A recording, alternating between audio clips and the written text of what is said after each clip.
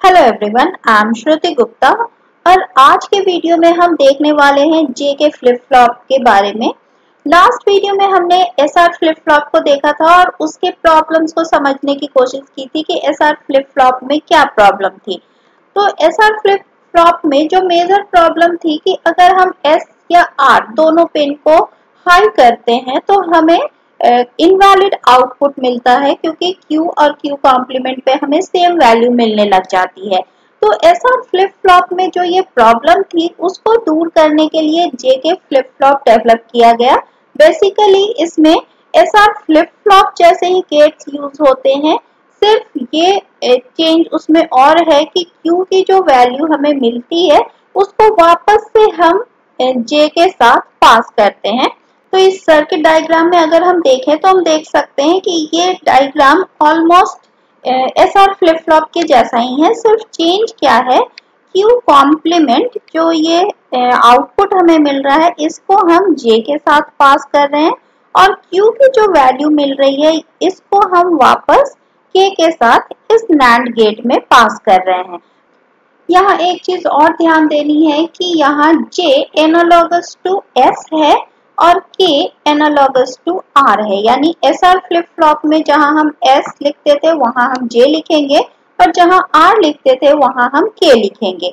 अगर हम circuit diagram चाहें तो नॉर गेट से भी डिजाइन कर सकते हैं, और लेकिन नॉर गेट में S हमेशा Q कॉम्प्लीमेंट के सामने होता है और R Q के सामने होता है। तो आप अगर चाहें तो JK या SR फ्लिप फ्लॉप का रिप्रेजेंटेशन नॉर गेट से भी कर सकते हैं। उसमें यहाँ एंड गेट होता है और इस NAND गेट की जगह यहाँ नॉर गेट लगा होता है।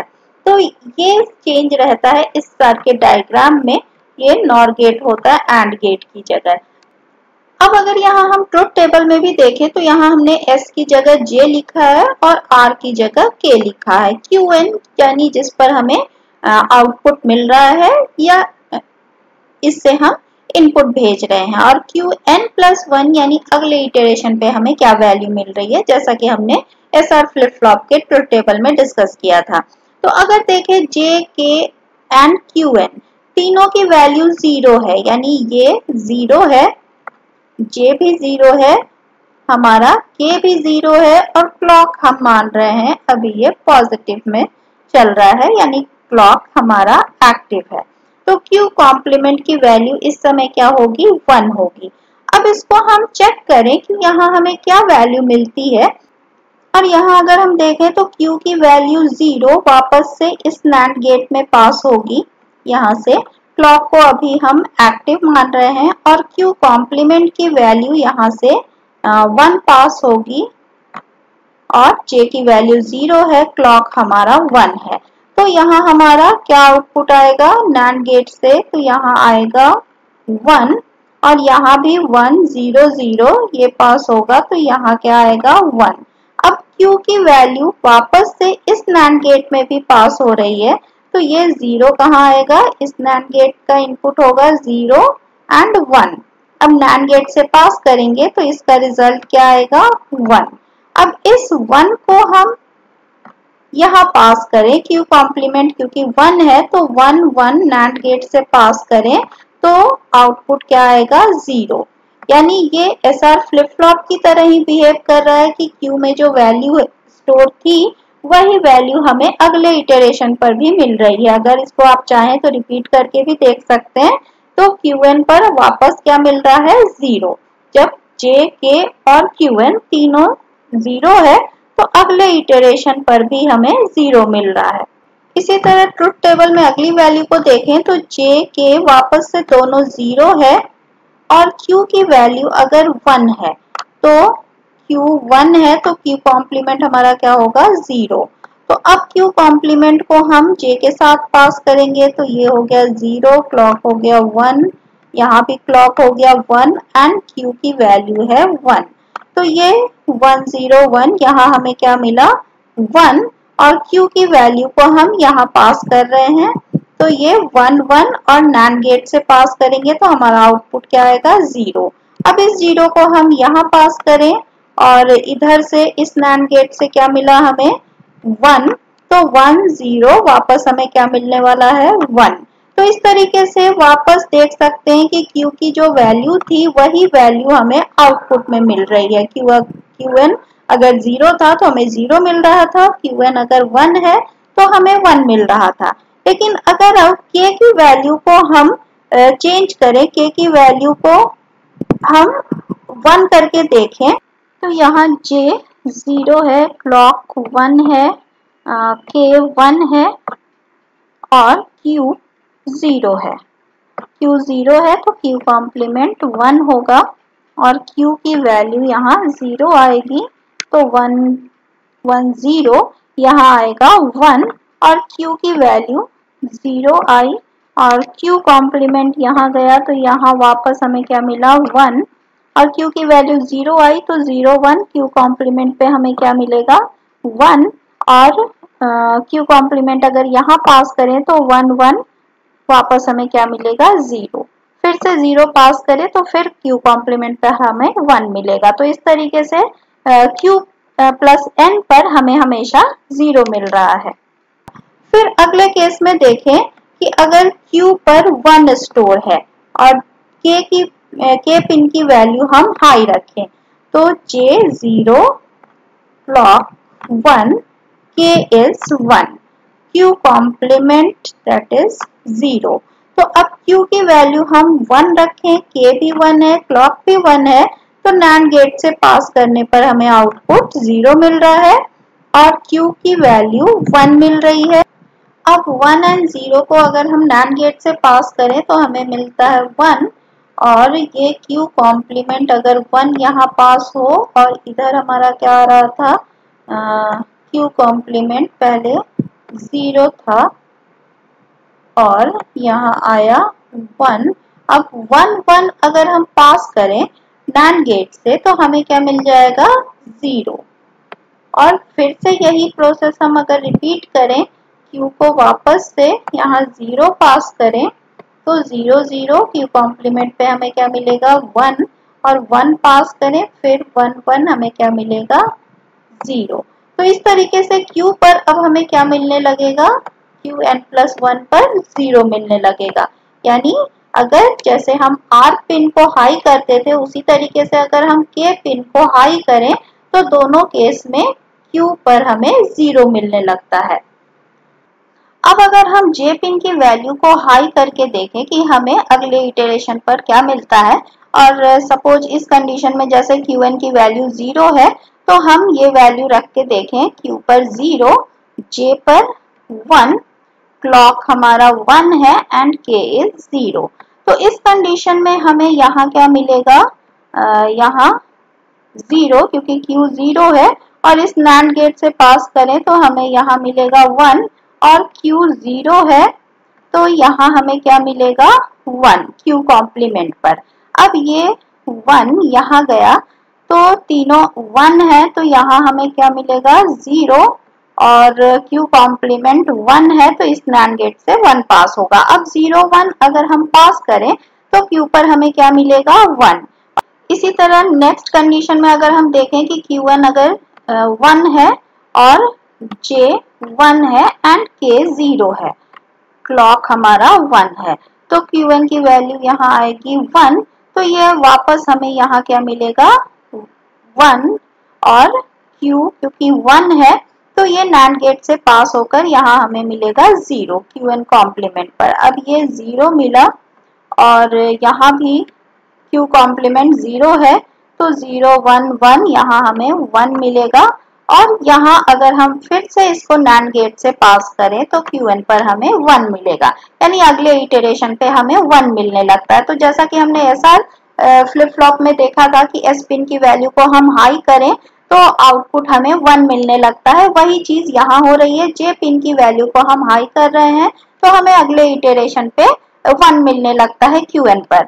अब SR पिन में प्रॉब्लम क्या थी कि अगर हम दोनों पिन को हाई करते हैं S और R दोनों को अगर हाई करते हैं तो हमें करेक्ट आउटपुट नहीं मिलता था, यानी इनवैलिड आउटपुट मिलता था क्योंकि Q और Q कॉम्प्लीमेंट पर सेम वैल्यू मिलने लगती थी। लेकिन J के फ्लिप फ्लॉप में ऐसा नहीं होता है। तो इस कंडीशन को अगर हम वेरीफाई करें कि क्या हमें आउटपुट मिलता है तो यहाँ Q पर 0 है और J और K दोनों पिन को अगर हम हाई कर दें तो हमें क्या आउटपुट मिलेगा? Q 0 है इसलिए यहाँ ये 0 होगा, तो इस NAND गेट से हमें 1 मिलेगा और Q की वैल्यू 0 मिलेगी। तो Q कॉम्प्लीमेंट पर हमें 1 मिलेगा, यहाँ भी 1 मिलेगा और Q कॉम्प्लीमेंट क्योंकि 1 है तो ये 1 1 1 0 यानी यहाँ मिलेगा हमें 0 और इसको हम पास करें तो Q पर क्या मिलने लगेगा? 1। अब इस 1 को यहाँ पास करें तो ये 1 और 1 Q कॉम्प्लीमेंट पे क्या मिलेगा हमें? 0 और इस 0 को वापस इस NAND गेट से पास करें तो 0 0 NAND गेट है तो यहाँ हमें कॉम्प्लीमेंट मिलेगा 1। इसी तरीके से वापस से 1 अगर पास करें तो यहाँ देखेंगे फिर हमें 0 मिलेगा। इस तरीके से Qn पर जो मिल रहा था हमारे अगले इटरेशन पे हमें क्या मिलने लगा है? 1।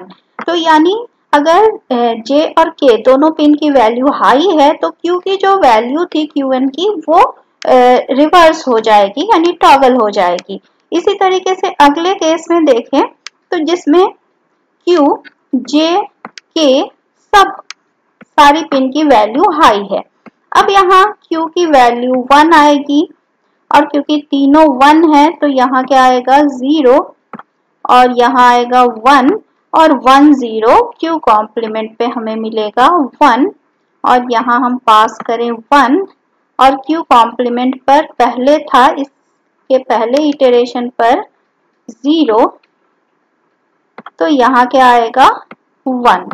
अब ये 1 1 आएगा तो इसका कॉम्प्लीमेंट क्या हो जाएगा? 0 और फिर यहाँ 0 पास होगा तो 0 0 Q कॉम्प्लीमेंट पे हमें क्या मिलेगा? 1। इस तरह हम JK फ्लिप फ्लॉप में देख सकते हैं कि अगर दोनों पिन की वैल्यू हम 1 करते हैं तो हमें इनवैलिड आउटपुट नहीं मिलता है बल्कि वैल्यू टॉगल होने लगती है। अगर 0 था तो वहाँ 1 आने लगता है और अगर 1 था तो वहाँ 0 आने लगता है। तो इस तरीके से अगर फंक्शनल टेबल हम प्रिपेयर करें तो जब J और K दोनों 0 होता है तो हमें क्या मिलता है? Qn यानी Qn पे जो वैल्यू थी चाहे वो 0 हो या 1 हो वही वैल्यू हमें मिलने लगती है। लेकिन अगर K पिन की वैल्यू को हाई करें तो हमें क्या मिलता है? 0 चाहे Qn पर कोई भी वैल्यू हो। इसी तरीके से J पिन की वैल्यू को हम हाई करते हैं तो हमें 1 मिलता है और अगर दोनों पिन को हम हाई करते हैं तो वैल्यू टॉगल होने लगती है। तो इस तरीके से ये फंक्शनल टेबल आप लिख सकते हैं। अगर हम इसके K मैप को डिजाइन करें तो यहाँ हमें देखना होगा ट्रुथ टेबल को कहाँ कहाँ हमें 1 मिल रहा है। तो इस सिचुएशन में 1 मिल रही है, इस सिचुएशन में यहाँ और यहाँ।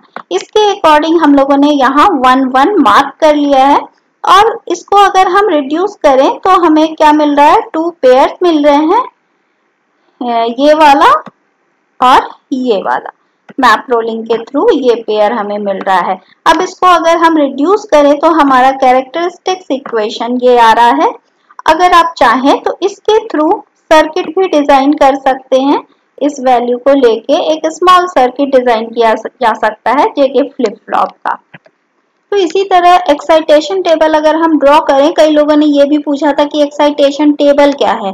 तो एक्साइटेशन टेबल क्या था कि जब फ्लिप फ्लॉप में कौन सी वैल्यू अभी करेंटली स्टोर है, प्रेजेंट स्टेट क्या है और अगले इटरेशन पे हमें क्या वैल्यू चाहिए, ये दोनों वैल्यू हमें मालूम हो और हमें ये बताना हो कि J और K पिन की वैल्यू हम क्या रखें ताकि हम इस तरीके से सर्किट को एक्साइट कर सकें, यानी सर्किट के अगले इटरेशन पे हमें वो वैल्यू मिलने लगे जो हम चाहते हैं। तो यहाँ अगर हम Qn and Qn+1 यानी उसके अगले इटरेशन पर भी हम 0 चाहते हैं तो ट्रुथ टेबल में अगर हम चेक करें तो यहाँ 0 मिल रहा है और इस कंडीशन में 0 मिल रहा है। यहाँ देख सकते हैं K की वैल्यू 0 है, यहाँ 1 है, लेकिन J की वैल्यू दोनों ही सिचुएशन में 0 है। तो हम एक्साइटेशन टेबल में कह सकते हैं कि J को हमें 0 रखना होगा, K चाहे 0 हो या 1 हो हमें कोई फर्क नहीं पड़ता है। लेकिन अगर हमारा प्रेजेंट स्टेट 0 है और अगर अगले इटरेशन पर हमें 1 चाहिए तो हम क्या लिखेंगे? तो दो कंडीशन में हमें ये चीज मिल रही है के यहाँ 0 है, यहाँ 1 है, लेकिन जे क्या है, दोनों ही सिचुएशन में 1 है। तो हमें जे की वैल्यू क्या रखनी होगी, 1, और के को हम कुछ भी रख सकते हैं। इसी तरीके से अगर 1 0 अगर वैल्यू हमें चाहिए तो हम देख सकते हैं कि यहाँ 1 0 मिल रहा है और ये लास्ट वाले में भी हमें 1 0 मिल रहा है। दोनों ही केस में k की वैल्यू 1 है जबकि j की वैल्यू चेंज हो रही है। तो हम ये क्या कर सकते हैं, j don't care and k is 1।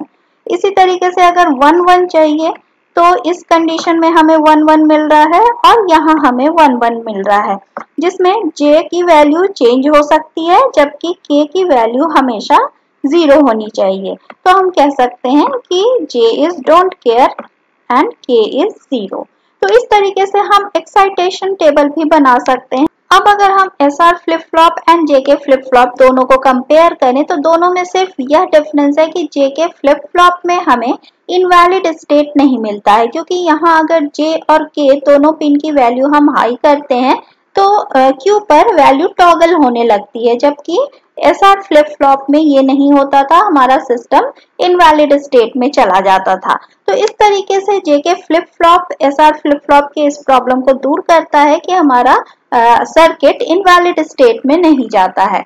तो आज के वीडियो में अगर आपको JK फ्लिप फ्लॉप अच्छे से समझ में आया तो वीडियो को लाइक शेयर एंड सब्सक्राइब करें, साथ ही अपने नोटिफिकेशन बटन को ऑन कर लें। And thanks for watching this video.